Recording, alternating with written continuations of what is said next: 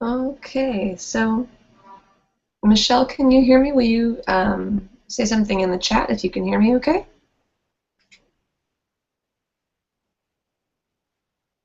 Great. So just chat me if something comes up and I need to be aware of it, please, because I'm putting my phone on mute, obviously. Thank you. You're a good friend.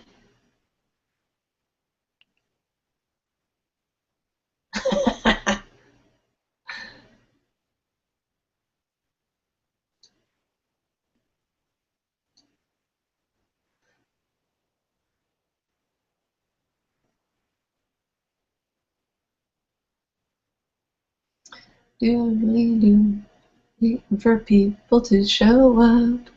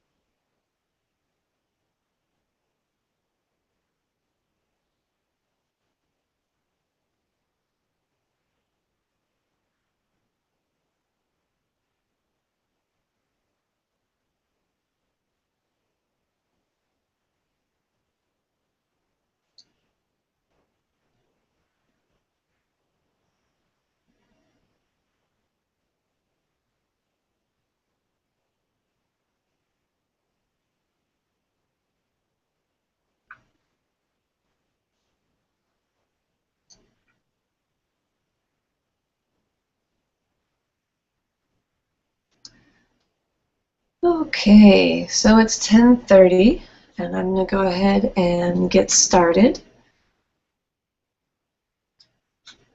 Welcome to Smart Professional Women, How to Handle Conflict at Work and Elsewhere with Grace and Ease. And you'll notice that there is a chat room to the side if you want to participate. I do have the wonderful and lovely Dr. Michelle Mazur helping out in the chat room. And as I present, she can direct any technological issues and perhaps help to answer any questions or bring things to my attention if need be. So, this is my fourth time giving this talk, and always trying out some new technology. So I'm just letting you know I'm on a new system today, and I think it's going to work great. So I'm Rachel Wally, and I am a licensed mental health counselor and a coach, and my business is called Healing for Good Girls. And this is my passion, helping women understand what's going on with them in conflict. So let's get started. So I often get asked this question of what is a good girl? A good girl, to me, it's a name I used to resist, actually. Somebody called me a good girl probably like 15, 20 years ago, back when I was getting my Master of Fine Arts in Poetry. And I remember being really offended, but when I became a therapist and really started studying this issue, I discovered that really we all want to be thought of as good girls, but we just don't want to be called that. We want people to certainly think that we are nice and caring and thoughtful, which, basically what I have determined makes up good girl behavior. First of all, it's actually fear of conflict. And that fear generates what I call emotional over-responsibility, thinking that we are responsible for how other people feel and behave. So if somebody's upset with us, we think that that's our fault, that somehow we should have done something different in order to prevent that problem or handle it ahead of time. So why do we have a problem with conflict? This is something that came up for me because as I was looking for my niche as a therapist, really trying to figure out who is it that I want to help and how can I help them,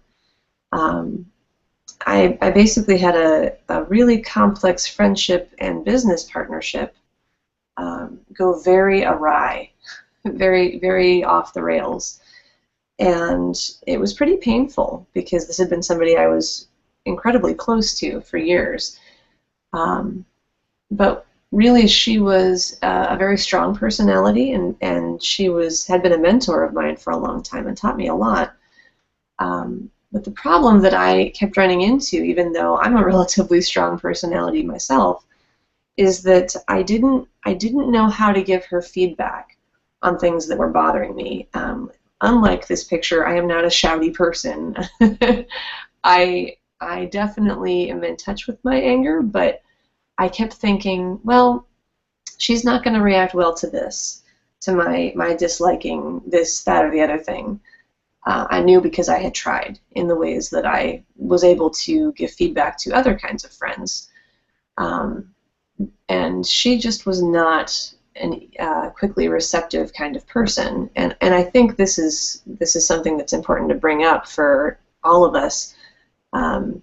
We don't generally, I think most women don't generally have a hard time giving feedback and handling disagreements with people who are equally as calm and curious and open-minded as we might feel in the moment. So basically talking to somebody who, when you say, hey, you know, I felt upset that you didn't pick me up on time.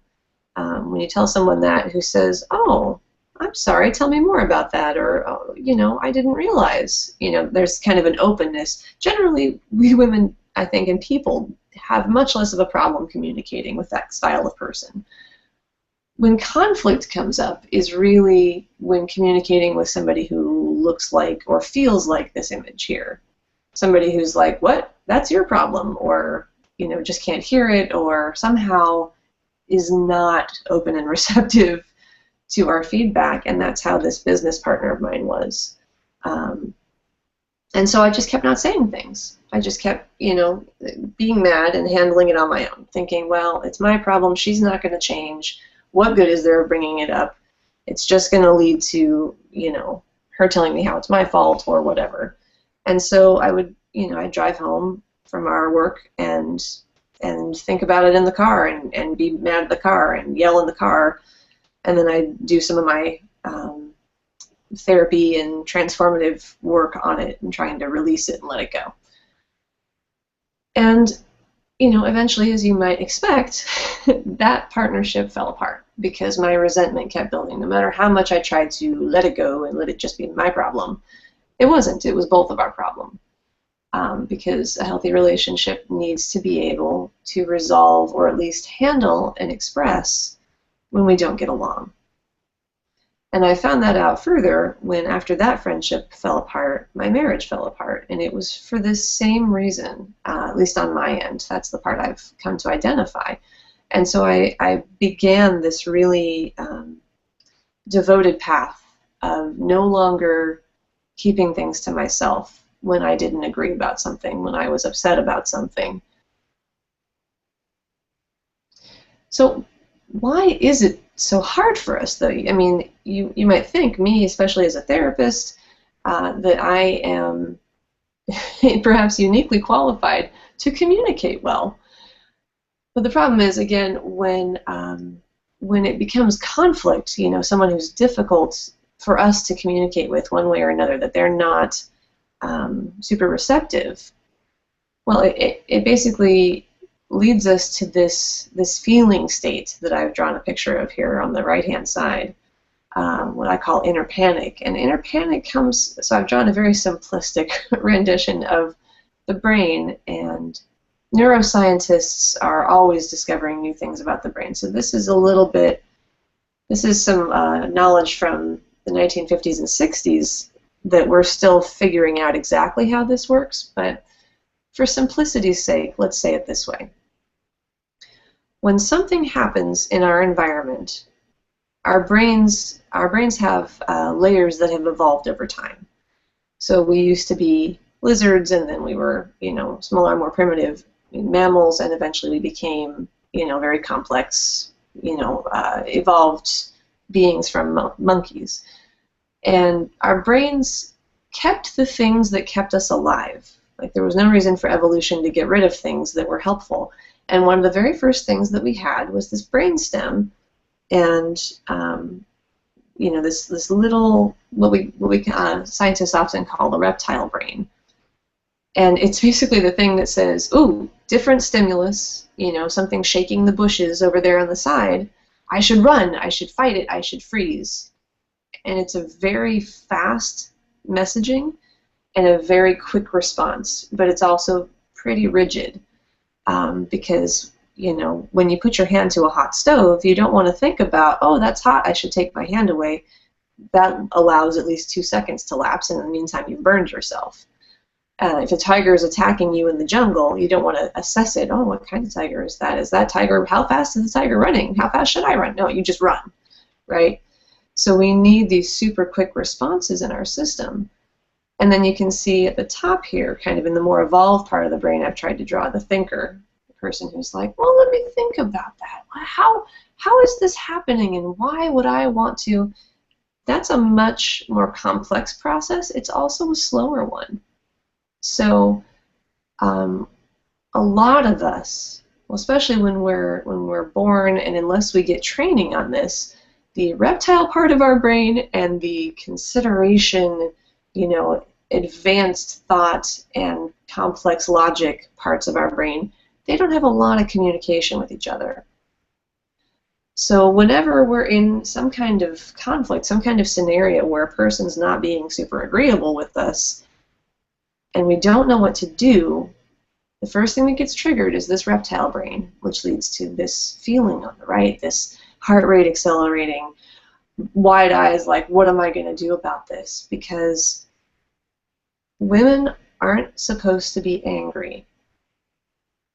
This is another piece that was really important for me to figure out. We are not taught how to handle conflict in our society, in our culture. And in fact, if you look around at the media, you'll see a lot of examples of women who happen to be fortunate enough to be in power, like Hillary Clinton or Elizabeth Warren, women who are in politics, and whenever they show pictures of them looking angry, there's often a lot of negative commentary in the media. We were raised with the idea that we were supposed to be pleasant, get along, you know, get along to go along. We're supposed to be caretakers, nurturers. We're supposed to be so emotionally well put together that we don't ever get angry, because somehow getting angry is getting out of control. And all of that messaging is incredibly harmful and not true. Anger is a natural emotion, and it informs us when something sacred is being infringed upon. It rises in the defense of something sacred. And we've tried to not listen to our anger because we're afraid of not belonging. And not belonging triggers exactly the same issue of the reptile. It says, I am not safe. If I don't belong, I'm not safe. So in this scenario, we're kind of, you know, damned if we do and damned if we don't. If we think I can't be angry, I can't be emotional, then I don't know what to do, which leads to inner panic. And if we think, okay, I'm angry, but I'm not supposed to be, and then I don't belong in this scenario. I'm going to be shunned by friends, coworkers, as that angry woman. Then it also triggers our reptile brain. So since we don't know what to do when conflict comes up, when we become angry, when someone else becomes angry, we just hit into this inner panic space, and that's really uncomfortable. So we have to do something to cope with that fear, that basically that terror feeling of, oh gosh, this is happening. I run, fight, freeze. What do I do? And of course, especially in the workplace, we can't just stand there looking shell-shocked, because that's also not okay, right? We're very concerned with how we appear in the world, especially as women. And I don't think I need to go into that. Just look at any magazine newsstand. It's not just about the body. It's about how we are. We're supposed to be smiling, pleasant, get alongable. So in order to maintain that image and be okay, belong, when we have this inner panic response, we have to do something else. Can't just stand there looking terrified. So we end up doing 1 or 2 or more of these 6 different coping mechanisms. And I'm going to go into each of them with a little bit of depth. I'm going to keep this presentation to an hour, by the way, and I want to get some into the solution because I assume that that's why you're here. Before we get there, it's important to know what it is we're currently doing so we can learn how to do something different. These 6 ways of coping are really important when we get to one of the aspects of the solution, which is, first of all, noticing. If you don't notice when you're triggered, you can't actually take action to do something about it. So let's get into these 6 ways. The first way that women avoid conflict is through distraction. And these are not in any particular order, just the order I happen to put them in. You can do any combination of these and in any order. But each of these has a basic way it works. So with distraction, you tend to get busy with small or large tasks, or in other ways prioritize busy work. It can look a lot like just losing your train of thought too, or talking about like getting really into the details of a story that has nothing to do with the harder to deal with issue. Other examples are like deciding to clean the bathroom or nagging your family members rather than dealing with a potential conflict.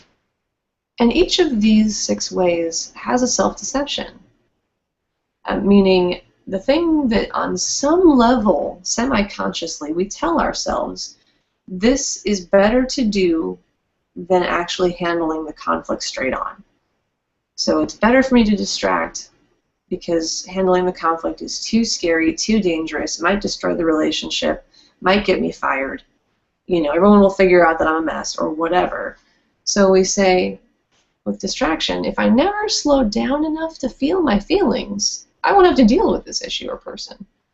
So the distraction is partly for other people, but it's mostly for you if you do this. Sitting with the idea of the conflict, sitting with your own anger often is so uncomfortable, it's just better to distract.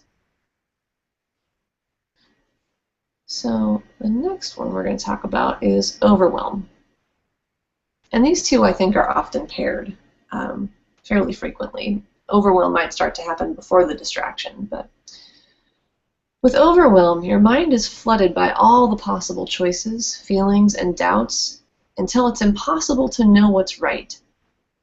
So, for example, your thought process might be many conflicting maybes. Maybe this, well, but maybe she didn't mean it. Maybe I'm just overreacting. Maybe I didn't even do it right in the first place. You know, when you have a ton of those, or if you just end up saying to yourself, I don't even know what to feel. When you have so many things flooding you, it becomes impossible to tell what's happening and what to do about it. The deception, the self-deception of overwhelm is if I get so full of thoughts and feelings that I can't focus, I won't have to deal with my anger. Because again, what's the scariest thing for women to feel? It's anger. So overwhelm is, all of these actually have a fair amount of pain in them because anytime we're pushing away a significant feeling, which the inner panic is a pretty strong fear response, so you've already got some level of anger and hurt, which is, I mean, because we don't have conflict without anger and hurt. Somebody's feelings are hurt, yours, the other person's, both of them. There's some anger that comes up over someone misunderstanding you or over someone trespassing your boundaries. So you've already got anger and hurt, and then you've got the inner panic of, oh my gosh, I don't know what to do with this. Too complicated, too messy, scary, scary. So you've got multiple levels of feeling now. and then we're throwing these coping mechanisms on top of it. So they're all painful in different ways. So coming to, and don't worry, we're going to talk about the solutions. So I'm not bringing up the pain just to leave you with it. We're going to get somewhere. So the next one is more obvious. Some of these are more apparent externally than others. Overwhelm isn't always apparent. You can't always read it on somebody, see that it's happening, because it's more internal. Distraction is usually more obvious externally. I mean, you can see it both ways, but usually you can observe someone going through the behaviors of distraction. And the same thing with blame. Blame is probably one of the ones we all recognize because we just see it commonly. So in blame, you seek out and assign fault to anyone or anything else other than yourself. You say things like, it's not my fault, and, well, if you hadn't done this, then I wouldn't have done that. The deception of blame, I mean, no one likes being the recipients of blame, and as good girls often, by the way, we tend to take on blame and go into another one of these coping mechanisms that I call self-flagellation, but we'll get to that. But sometimes we do the blaming also, and we might not always say it out loud. That might be sometimes a difference. But blame is, it's only focusing on the other person and not actually allowing there to be conflict, because it's not, you're just saying, well, everything's over on that side. So there's not the harder work of which part is mine and which part is theirs and how do we negotiate. The self-deception of blame is, if I always turn the attention away from me or even the real issue, I won't have to talk about anything that makes me uncomfortable or that brings up conflict. I can think about you know, that argument that probably a lot of people are familiar with, which is you start fighting about one thing. I actually just saw John Gottman talk last night, and he brought up some of these examples too. He's the world-renowned marriage and partnership researcher, where what you're fighting about isn't even the actual thing, isn't even the real problem. So if somebody's you know, bringing up one thing and then you start picking apart their grammar, or if you start talking about, you know, they say, well, I'm really, you know, I really wanted you to be on time for the meeting. You know, we always have these meetings at 9 a.m. and you're not there on time. And if you're running a blame pattern, you might be like, well, you know, if so-and-so had my documents on my desk by the right time, I would have been there. Which isn't actually allowing for the conflict, the actual problem, to come up. See, so, you know, perhaps sometimes things are almost entirely someone else's fault, but it's pretty rare. Usually most problems come up with, in some sort of tandem scenario. They're a two-way street. There's something that we've done to contribute to the problem, and there's something that someone else is doing to contribute, or that they're bringing up in a way that requires more complex conversation, that requires us to compromise or adjust. But when you don't know how, that's when things like blame come up. So next, let's look at shutdown. Shutdown is one that I used to experience a fair amount. So with shutdown, you withdraw emotionally when you notice starting to feel angry. So I have a story about this where a friend of mine got angry at me about something that I didn't even really understand, and proceeded to be fuming at me for, I think, a whole weekend. And I kept trying to ask her what was going on, but I just kept getting met with her anger, and it was bringing up my anger.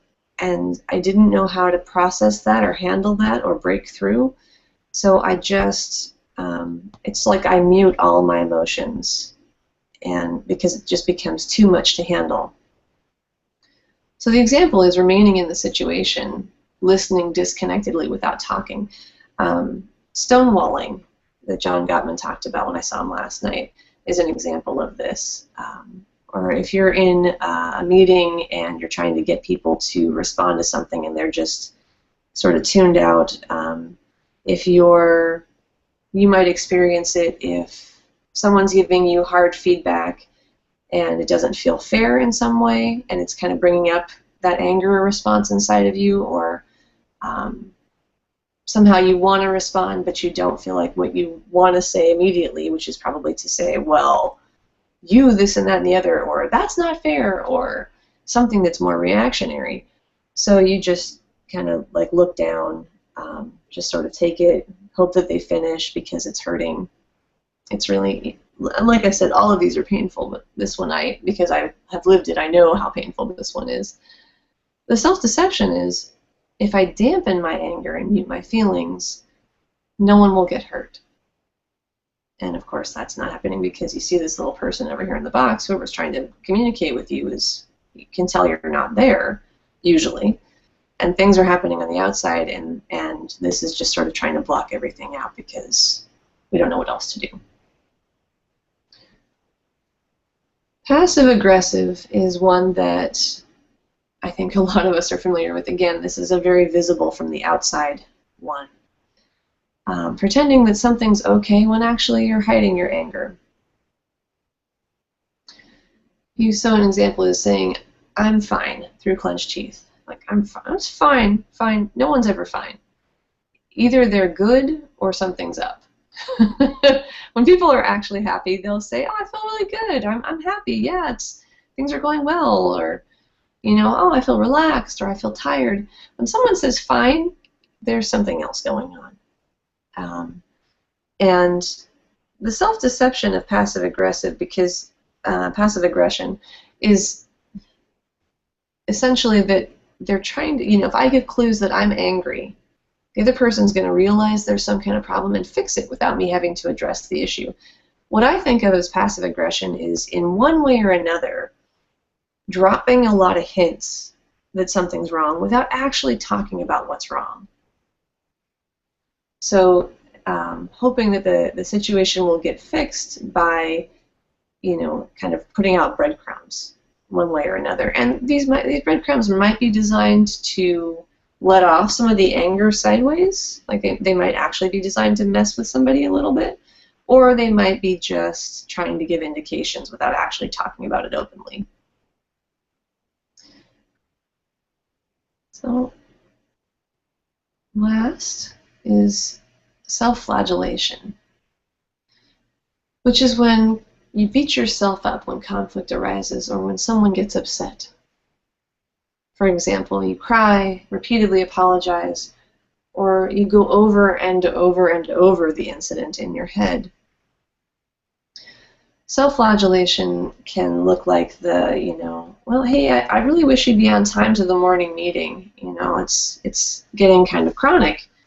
And you might say, well, yeah, I know, I'm so sorry. Yeah, I'm trying really hard to make sure that my kids are in school on time, and it's just, but I know that's my fault, and, it kind of goes on and on.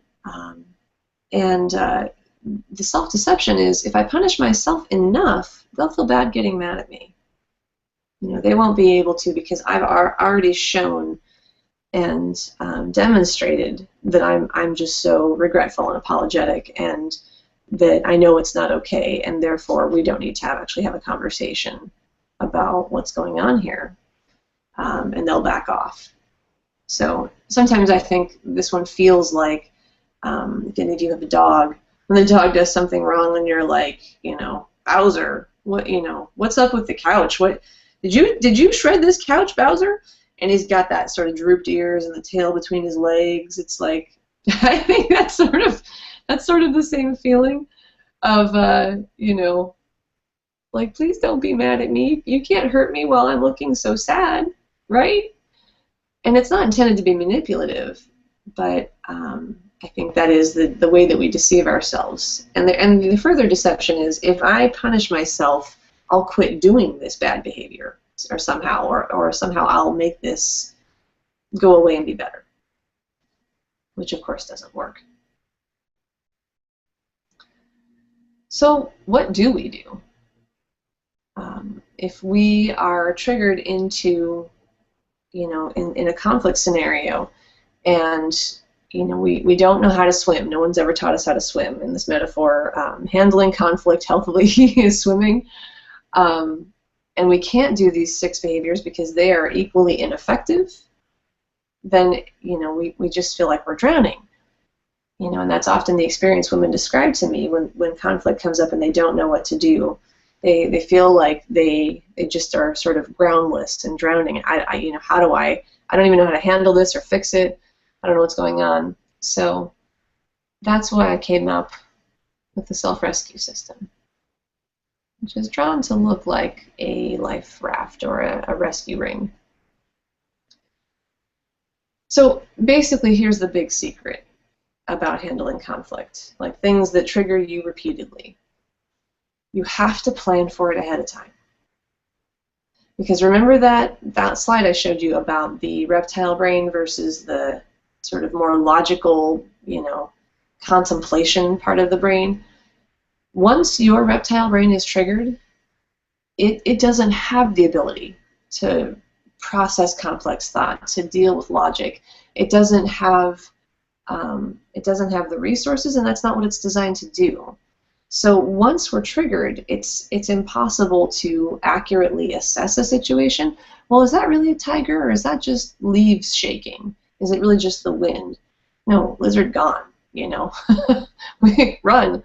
Is the stove really on, or does the burner just look red? Well, no, we think about that once the whole thing's over. So in order to stop having these same triggers over and over and getting hooked into these same programs, we have to pre-plan how to handle them. And that's what the self-rescue system's about. Essentially, we're going to go through how to figure out when you're triggered, because knowing is a large part of the issue. And in order to know when to implement saving yourself, first you have to know that something's happening. And I think that's part of the problem, is a lot of times we don't know until it's already mid-progress. So knowing what's happening just like a sailor does ahead of time, like reading the sky, reading the waves, what's going on. So it does require some mindfulness practice. The great news is you can practice this anytime, and the more you put into it, the more you'll get out of it. The second part is knowing your triggers, which is to say, what specifically sends my reptile brain going crazy? For some people it might be angry men. For some people it might be women who give the silent treatment. For some people it might be authority. For some people it might be being in charge or having to lead a team or speak. So knowing specifically when you start to get triggered helps, because then you can promptly assess, okay, do I need to put my plan into action? So the first 2 parts of the self-rescue system are about just understanding when it might happen, so that when it starts to happen, you already have something built into your memory that says, oh, wait, this might be happening. Let's take a look.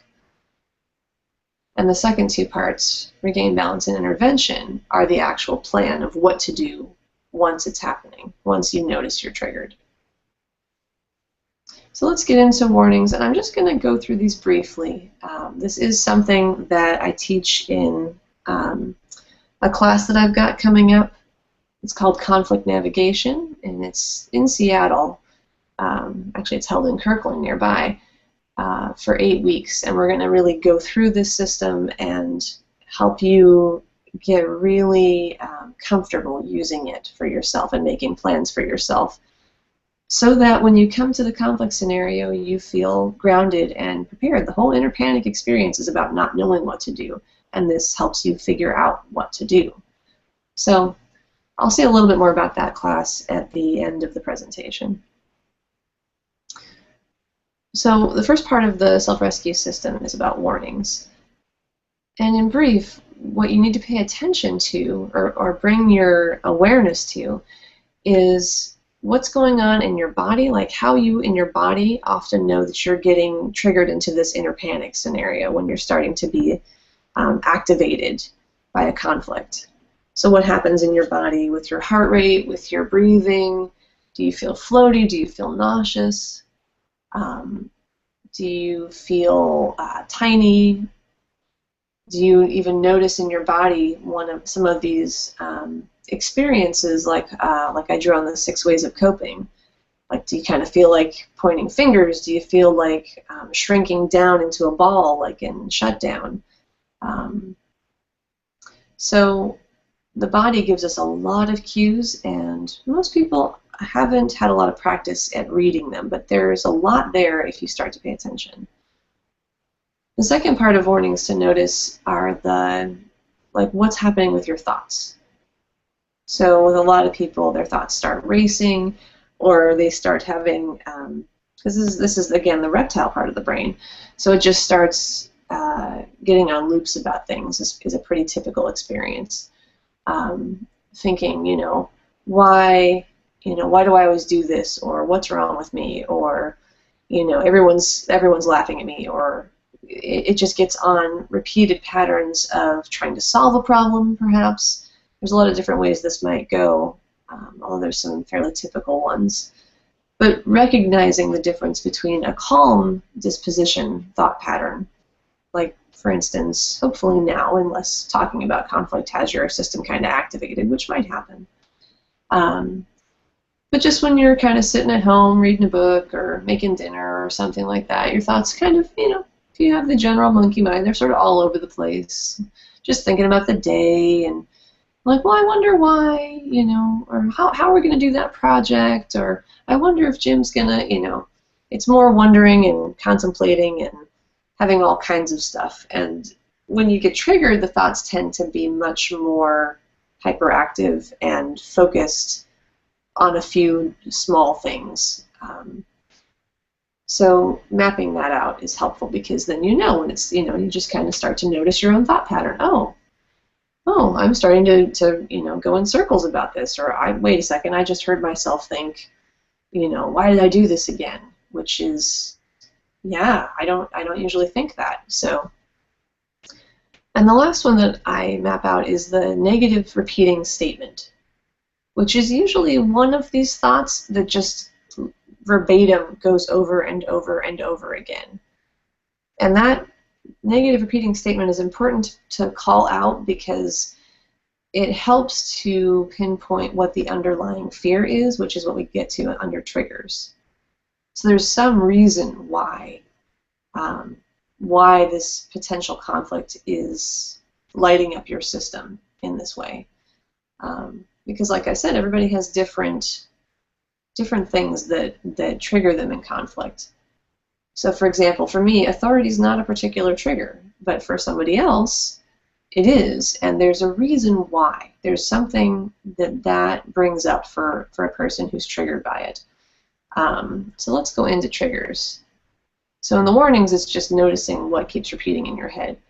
In the triggers, we map out, well, for each of these self-rescue charts, because you can do one for any scenario, multiple scenarios that you experience on a regular basis, whether it's, talking to, a boss who doesn't listen very well, or handling a coworker who likes to take credit for your work, or dealing with an employee who doesn't listen to instructions and that you're considering firing. But everybody's got different things that trigger them, and usually there's going to be more than one kind of scenario. So filling out a plan, or what I call a chart, for each of those scenarios becomes important, because they're usually different fears, and they're going to be different plans for each scenario. So you fill out, well, so who's the person that's got me going, or what's the kind of person, perhaps, and specifically, what's the situation? So, for example, the situation being my boss just really is very short with me and doesn't listen, and when I ask questions, he routinely says, well, you should know that by now. So if I were to get even more clear on the situation, It might be somebody who is misunderstanding me and who thinks, is basically thinking something about me that's not true. I'm just trying to ask a question, and he's assuming, my boss is assuming that that I'm not confident and that I can't handle it. Where, no, I'm really just trying to assess the scenario. We have very different styles of communicating. But the situation that triggers me more than that is when somebody just completely doesn't get where I'm coming from. And let's say that was something from my childhood. So understanding what's triggering it, not just, oh, my boss doesn't listen to me and is, doesn't hear my questions and is short with me. More specifically, the situation is, or I should say more at the heart of it, the situation is being misunderstood by somebody who's in charge, perhaps. And then to look at the fear, like why is that making my reptile brain want to run away? Because there's lots of conflict out in the world, right? Like for some people, they get road rage, and somebody cutting them off just like sends them over the moon. It doesn't happen to trigger me, because when someone cuts me off, I'm like, oh, well, you're kind of a jerk, or but maybe you didn't realize that I was there. Maybe you're on the phone. Maybe you're really anxious because you're trying to get to the hospital. There could be a million reasons, and it doesn't really ignite a fear for me. But I think for other people, their fear can get ignited, and that's what leads to having such a strong trigger. So oftentimes these fears are going to be based out of something from childhood, adolescence, teenage time. So really just sitting with yourself, like, what does this situation remind me of? What fear might be underneath it? This is usually one of the harder pieces to map out for yourself, but with some practice, or if you've done much personal growth work, or if you even just want to process it with a friend, you can usually get closer to what's going on. And it's important to know what the fear is, because that's what we make the plan around. So let's get to the plan. This is the internal part of the plan, regaining balance. So you've been knocked off of the ship. You see the warning signs coming, and then the wave knocks you over, and now it's time to regain balance. Like get the raft underneath of you, so you're not just doggy paddling and flailing in the waves. So there's three components to regaining emotional balance. The first is physical. Meaning, what can you, so we talked about in the warning signs, your body's having all these adrenaline triggers, you feel nauseous, or you're out of breath, or your heart rate's increased. What can you do physically to help yourself reground, just re-normalize?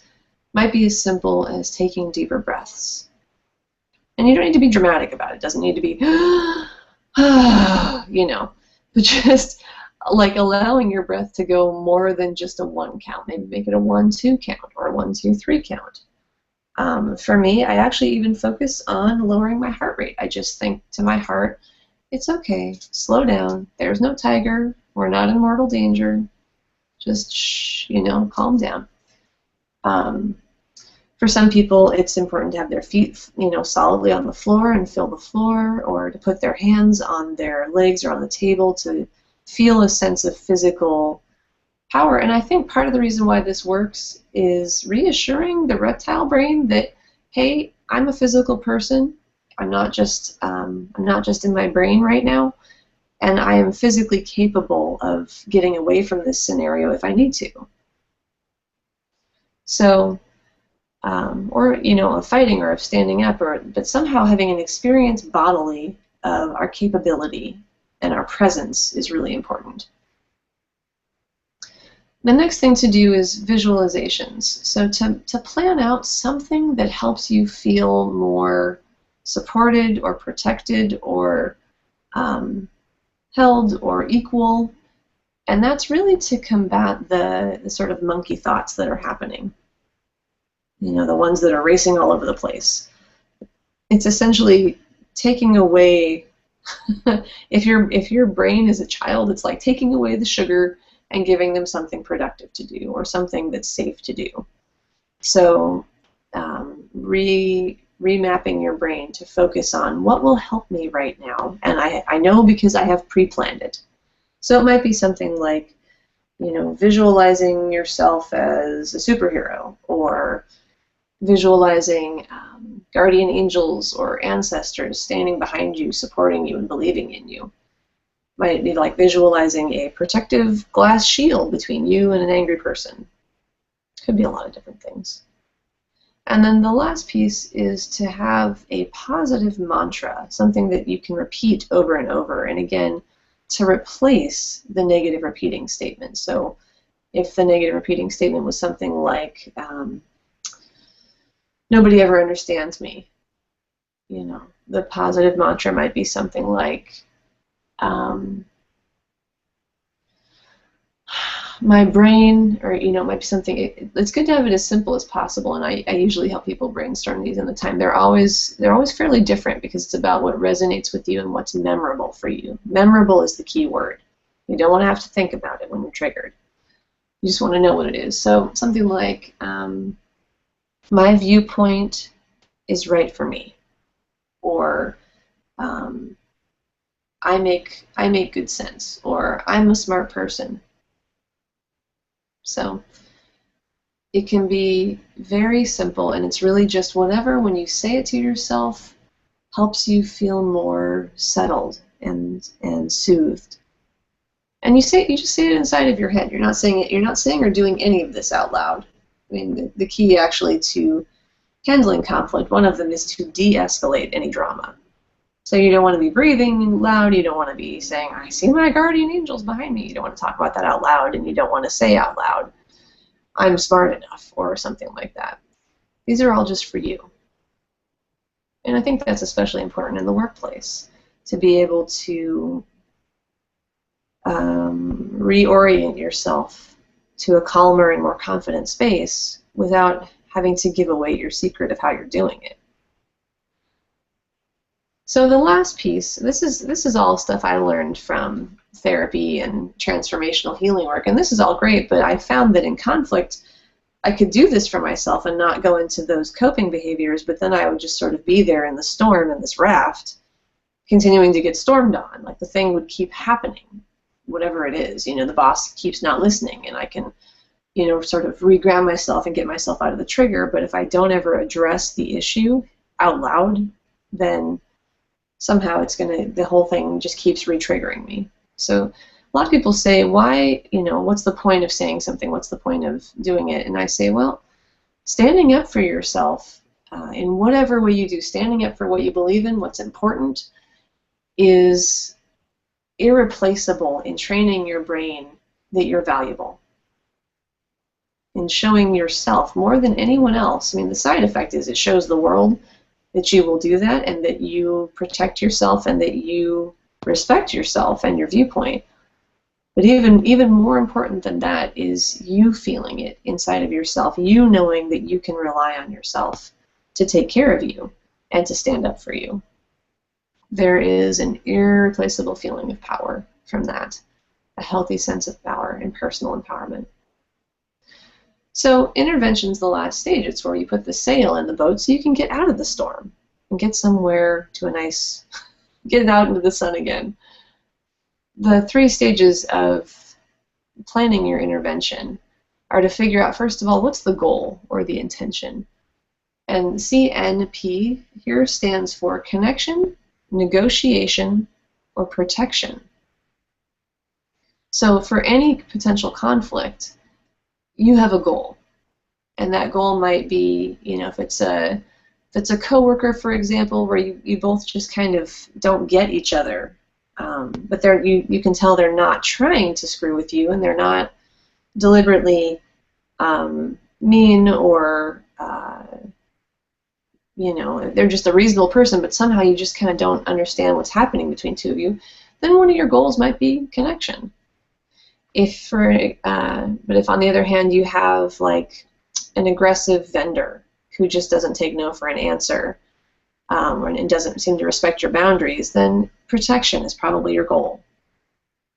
And knowing these ahead of time makes it really, that's how you have to set things up so that you can develop a healthy way of handling it. Yeah, a connection plan is very different than a protection plan.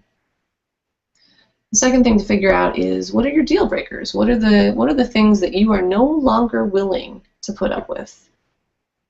And often this might be something as simple as, I'm not willing to continue going through this experience and not speaking up for myself.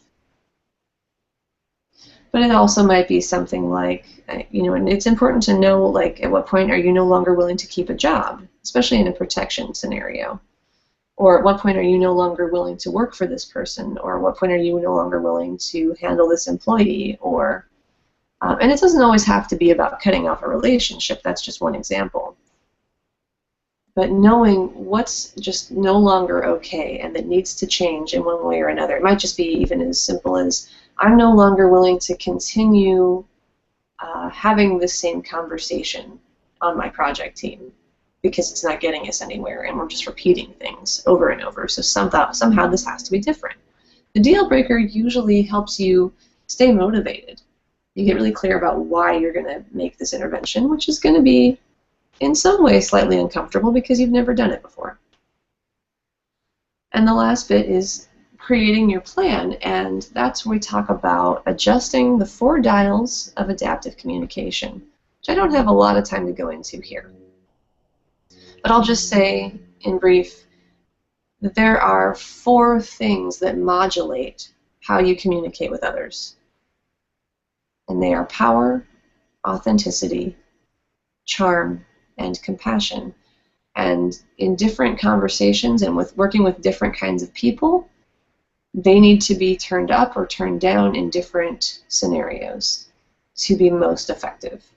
So for example, handling a really powerful client for your firm will require probably a different modulation of these than working with a terrified employee.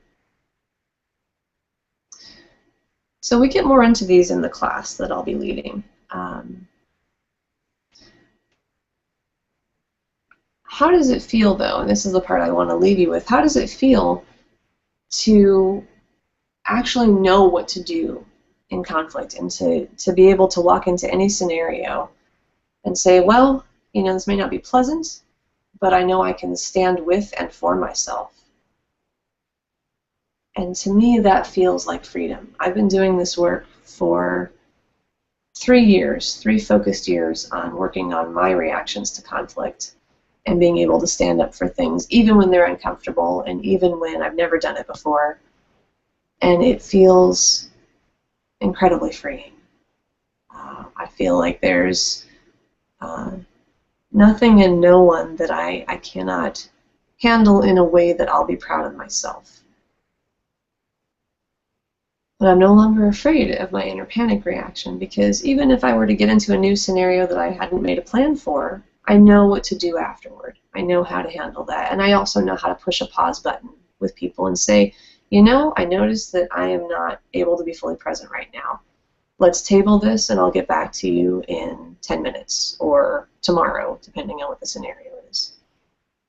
And then I can walk away and go through my system.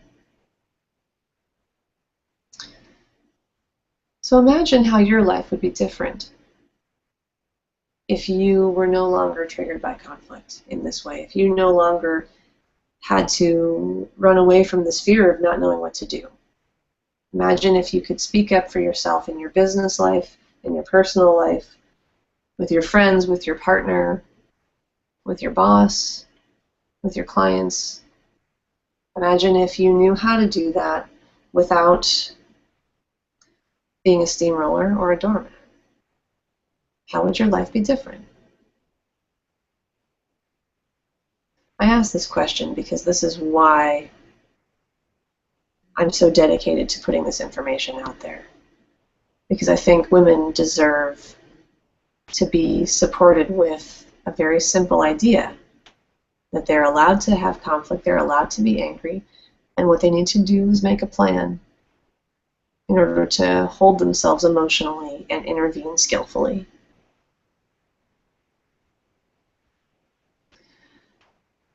So here's the time where I would take any questions. There's a chat box on the side. So if anybody who's attending has any questions, and until then, I'll just say I mentioned a class that I'm leading. It's called Conflict Navigation, and that's starting this Saturday. It's going to be Saturdays for 8 weeks from 11 a.m. to 1 p.m. And because this is a beta class, I'm really familiar with the material, and I'm really excited to teach it and to help women really get comfortable with this so that they're really empowered to speak up and lead change in their organizations and in their own workplace. But because I haven't taught it as an 8-week course before, I'm inviting everyone to register and simply bring a penny. Meaning you can come to the class and all you have to do to secure your spot is bring 1 cent. And by the end of the 8 weeks, then you'll pay whatever you decide it was worth for you and whatever feels right for you. I know everybody's got different financial circumstances these days. So that might be $20, it might be $200. It's not up to me to define. And I will receive whatever works for you and all the wonderful learning from working with an amazing group of women over 8 weeks to transform their relationship to conflict. So I invite you to email me or call me if you're interested, and I'll make sure to secure your spot and just bring your penny on Saturday. And then I'll send you the location. It's being held in a wonderful, comfortable residence in Kirkland. So if you have any questions, looks like we don't have anybody on the chat who's asking any questions right now. So if you have further questions and you just want to chat with me, I also recommend that you just email me or call me. A further option is that you can go to my website, and on the sidebar you'll see Schedule a Free Consultation. And that just puts you into my online auto calendar, meaning that you can just go through my schedule and pick a time and schedule a half-an-hour chat with me. And you'll enter your phone number, and then I'll call you, and we can talk about, what's come up for you around conflict, and what anything confused you from this presentation, and how I might be able to be of help. So thank you, everyone, for attending. I really appreciate your time, and I welcome your feedback. So please do get in touch with me if you have anything you want to chat about. I've been Rachel Wally, and here's to your healing.